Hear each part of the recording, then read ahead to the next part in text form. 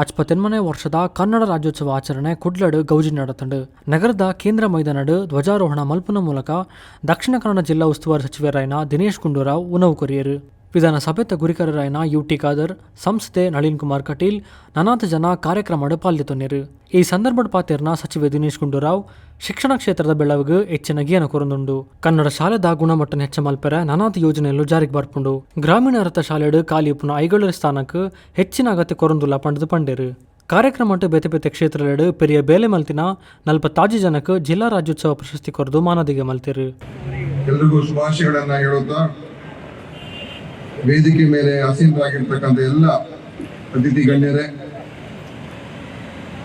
ಎಲ್ಲ ಜನಪ್ರತಿನಿಧಿಗಳೇ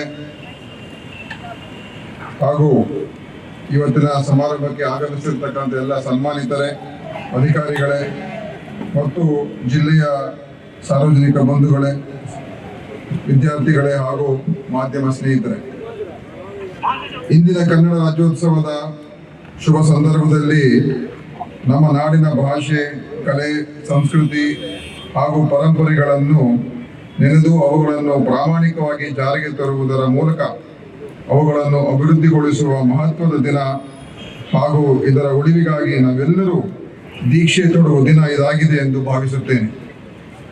1956 ನವೆಂಬರ್ 1ರಂದು ಮೈಸೂರು ರಾಜ್ಯ ಉದಯವಾಯಿತು.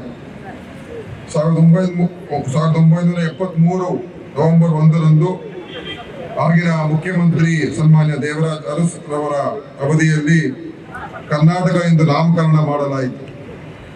ಕನ್ನಡ ರಾಜ್ಯದ ಸ್ಥಾಪನೆಗೆ ಹಾಗೂ ಕರ್ನಾಟಕದ ಸರ್ವತೋಮುಖ ಬೆಳವಣಿಗೆಗೆ ಅನೇಕರು ಶ್ರಮಿಸಿದ್ದು, ಅವರೆಲ್ಲರನ್ನೂ ಇಂದಿನ ನಾಡ ಉತ್ಸವದಲ್ಲಿ ಗೌರವಪೂರ್ವಕವಾಗಿ ಸ್ಮರಿಸುವುದು ನಮ್ಮ ಕರ್ತವ್ಯ.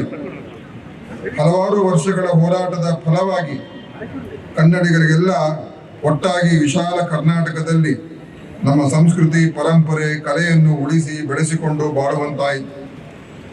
ಪಂಪ, ರನ್ನ, ಪೊನ್ನ, ಜನ್ನ, ಹರಿಹರ, ರಾಘವಾಂಕ ಬಸವಣ್ಣ, ರತ್ನ ಕರವರ್ಣಿ ಮುಂತಾದವರು ಕನ್ನಡವನ್ನು ಬೆಳಗಿದವರು.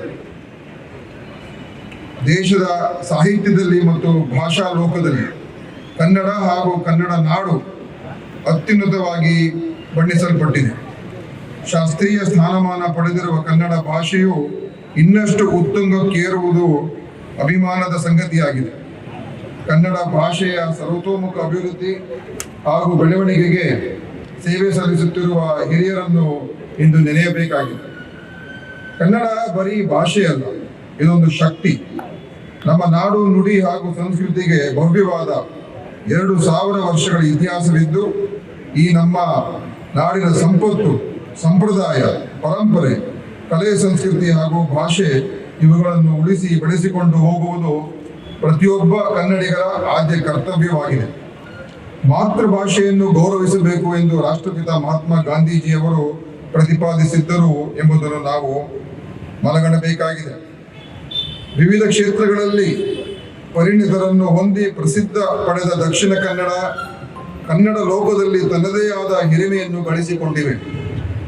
ಕನ್ನಡ ಸಾಹಿತ್ಯಕ್ಕೆ ಜಿಲ್ಲೆ ತನ್ನದೇ ಆದ ಕೊಡುಗೆ ನೀಡಿದ್ದು, ಹಲವಾರು ಶ್ರೇಷ್ಠ ಬರಹಗಾರರು ಹಾಗೂ ಸಾಹಿತಿಗಳು ನಾನಾ ಭಾಷೆಗಳಲ್ಲಿ ಸಾಹಿತ್ಯ ಕೃಷಿ ಮಾಡಿ ಪ್ರಶಸ್ತಿ ಹಾಗೂ ಅತ್ಯುನ್ನತ ಗೌರವಕ್ಕೂ ಸಹ ಪಾತ್ರರಾಗಿದ್ದಾರೆ.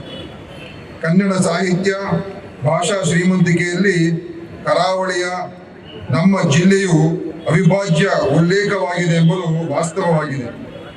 ಸ್ವಾತಂತ್ರ್ಯ ಪೂರ್ವದ ಮದ್ರಾಸ್ ಪ್ರಾಂತ್ಯದ ಆಳ್ವಿಕೆಯಲ್ಲಿಯೂ ಕೆನರಾ ಎಂದು